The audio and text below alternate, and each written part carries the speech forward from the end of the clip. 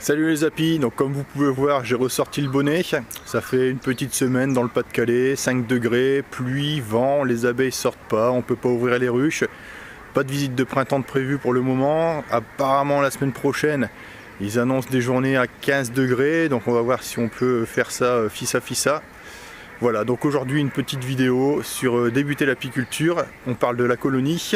Si vous aimez bien ce style de vidéo, vous n'hésitez pas, hein, un petit pouce bleu, vous abonnez à la chaîne, un petit générique et on commence tout de suite. C'est parti!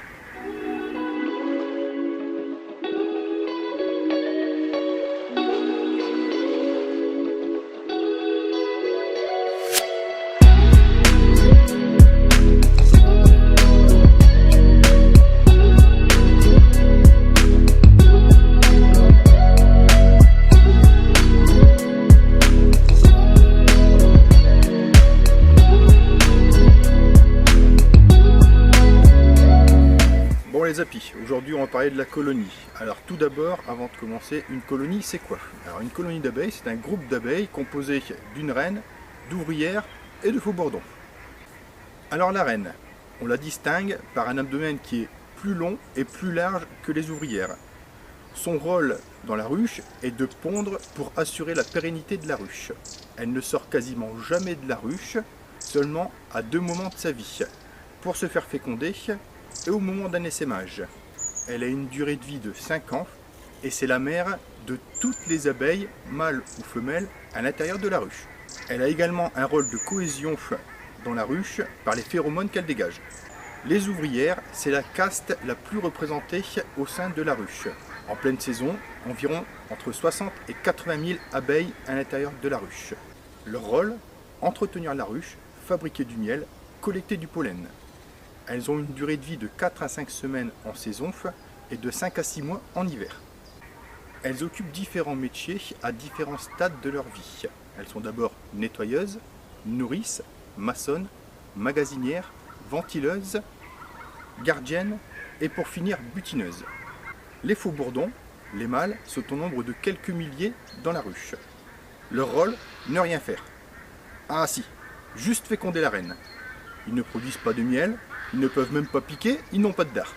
Par contre, dès que la ruche n'en a plus besoin, les ouvrières mettent à la porte les mâles, les faux bourdons, et ils finissent SDF.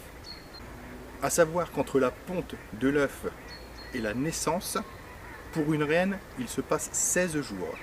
Pour une ouvrière, 21 jours. Pour un faux bourdon, 24 jours. Vous voyez, même dans l'opercule, ils sont fainéants. Le cycle biologique d'une colonie. De début janvier jusqu'à mi-février, l'activité de la ruche reprend tout doucement. La reine commence sa ponte timidement et le nombre d'abeilles diminue. Les abeilles d'hiver commencent à mourir. De mi-février à fin juin, la colonie ne cesse de se développer au rythme des rentrées de pollen et de nectar. Les abeilles occupent de plus en plus de place dans la ruche. Fin juin, solstice d'été, la ruche est à son apogée. Pendant cette période, de mi-avril jusqu'à fin juin, il y a ce que l'on appelle la période d'essaimage. C'est le mode de reproduction naturel des colonies. Une nouvelle reine va naître ou naît et l'ancienne reine part avec approximativement la moitié de la colonie. Pendant ce temps, les reines vierges se font également féconder. À compter du mois de juillet, les ressources extérieures diminuent fortement. La reine va alors ralentir sa ponte et le nombre d'abeilles à l'intérieur de la ruche va diminuer. Elles en profitent donc pour faire leurs réserves pour tenir pendant l'hiver. Courant septembre ou octobre, les abeilles d'hiver vont commencer à naître. Au cours du mois de novembre, les abeilles vont former la grappe afin de se tenir chaud pendant l'hiver et de pouvoir hiverner. Attention, les abeilles n'hibernent pas, elles hivernent. Les abeilles ont besoin de nectar et de miel. C'est la source principale de leur alimentation.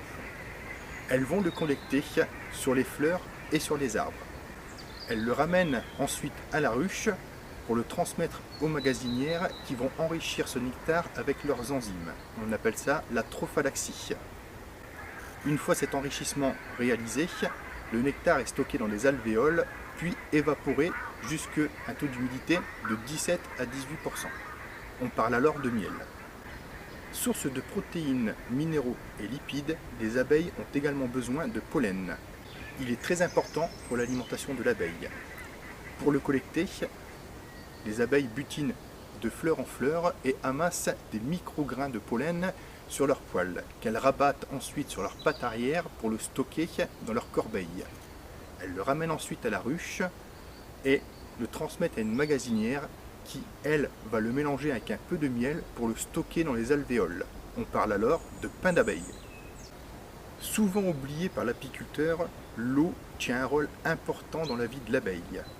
Elle sert notamment à faciliter la consommation des réserves de miel et de pollen, ou pain d'abeille, mais également à la fabrication de la gelée royale, et donc à un bon développement du couvain. En été, cette eau va servir également à refroidir la ruche. Quelques chiffres, en moyenne, une colonie consomme 100 kg de miel par an, 40 kg de pollen et 100 litres d'eau. Vous comprenez maintenant l'importance des ressources extérieures et de l'environnement dans lequel vous mettez votre ruche. Dans les sous-espèces d'abeilles, nous trouvons Apis mellifera mellifera, dite l'abeille noire, souvent abeille locale. Elle est originaire de l'Europe de l'Ouest et de l'Europe du Nord. C'est une abeille rustique et qui résiste bien aux maladies. Elle hiverne bien car elle consomme peu durant l'hiver. Par contre, cette abeille tient très peu le cadre. Non pas signe d'une grosse agressivité, mais lorsque vous allez sortir les cadres, beaucoup d'abeilles vont voler autour de vous. Ensuite, nous trouvons Apis mellifera carnicaf, dite l'abeille carniolienne, originaire de l'Europe de l'Est. C'est une abeille rustique, symbole de la Slovénie. Douce et prolifique très tôt au printemps, c'est une abeille qui est essaimeuse. Elle est également sensible à la nosémose. Apis mellifera caucasicaf, dite abeille caucasienne, originaire de la Géorgie. Rustique, elle résiste très bien à l'hivernage. Sa particularité, une langue plus longue que les autres espèces d'abeilles, ce qui lui permet de collecter du nectar dans certaines fleurs où d'autres espèces d'abeilles ne pourront pas le collecter. Abeille très douce, bonne productrice de miel, néanmoins, elle propollise beaucoup la ruche. Apis mellifera linguistica, dite l'abeille italienne, son origine, l'Italie. C'est l'abeille la plus domestiquée dans le monde. Très douce, elle propollise peu, mais elle résiste très peu aux hivernages froids. Dernière sous-espèce, l'abeille buckfast. C'est une hybridation créée par le frère Adam. Bonne productrice de miel, elle résiste aux maladies et elle est très douce. Elle est peu essaimeuse et propollise peu. Nous venons donc de voir les sous-espèces d'abeilles les plus fréquentes. À vous de choisir laquelle vous convient le mieux. Je vous mets un petit tableau reprenant les différentes caractéristiques principales de ces différentes sous-espèces.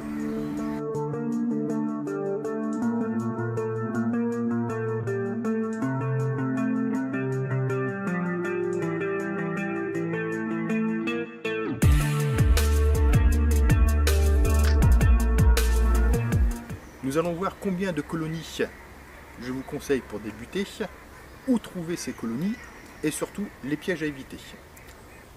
Personnellement, je vous conseille 2 colonies pour démarrer. Une colonie, malheureusement, s'il y arrive quelque chose, donc c'est-à-dire perte de la reine ou autre, c'est beaucoup plus compliqué, s'il n'y a plus d'eau ou autre. Avec 2 colonies, vous pouvez effectivement réagir plus facilement. Où trouver des colonies? Il y a plusieurs possibilités. La première possibilité serait l'achat d'une colonie chez un professionnel ou l'achat d'une colonie chez un amateur. Attention, un amateur consciencieux. N'allez pas vous fourguer chez le premier amateur que vous croisez qui va vous vendre une colonie et qui, quand vous allez ouvrir la ruche, va vous sauter la figure. Ça sera un mauvais début pour vous. Le prix d'achat d'une colonie se situe aux environs de 150 €. Demandez, que ce soit un professionnel ou un amateur, une facture. Autre solution, vous pouvez mettre une ruchette piège afin d'essayer de capturer un essaim. Le problème de cette solution, c'est qu'elle n'est pas sûre. Il n'y a rien qui prouve que vous allez capturer un essaim cette année. Et deuxièmement, si vous capturez un essaim, vous ne savez pas qu'est-ce que vous allez capturer. L'âge de la reine, on ne le connaît pas. La souche des abeilles, on ne la connaît pas. Et potentiellement un essaim agressif. Pour moi, ce n'est pas la bonne solution pour commencer. Maintenant, les pièges à éviter lorsque vous allez acheter un essaim. N'achetez pas un essaim de l'année. Prenez un essaim hiverné. J'ai déjà vu le cas sur un grand site de vente entre particuliers, pour ne pas le citer, où les gens vont récupérer un essaim et le lendemain il est en vente sur ce site. Sans réserve, sans couvain ou très peu. Ils vous le vendent pour pas cher, vous récupérez cet essaim et c'est quasiment cause perdue. Si vous allez acheter un essaim, demandez à l'apiculteur qui vous vend cet essaim de pouvoir voir ses ruches. Pas forcément toutes ses ruches, mais voir quelques-unes de ses ruches. Ça vous permettra de voir un peu comment sont entretenues les ruches et vraiment si cette personne a des ruches. Idem, lorsque vous allez acheter un essaim, vous allez devoir transférer les cadres de la ruchette vers votre ruchette ou votre ruche, à moins que vous achetiez la ruchette avec. Dans les deux cas, pensez à ouvrir la ruche et à observer les cadres.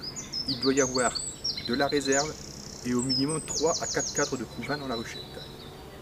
S'il n'y a pas tout ça, on abandonne, on laisse tomber. Bon voilà les apis, cette vidéo est terminée.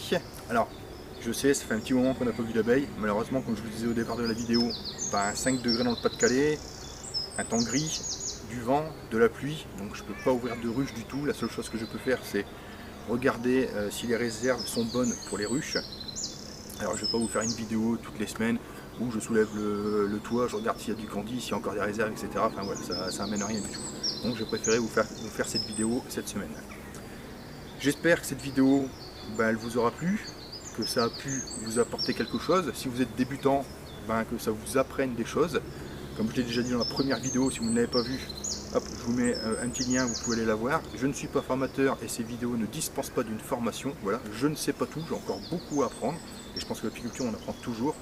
Mais bon voilà, j'espère que cette vidéo vous a plu. Si c'est le cas, un petit pouce bleu, un commentaire, je réponds à tout le monde. On progresse ensemble et surtout abonnez-vous. Allez, salut les apis.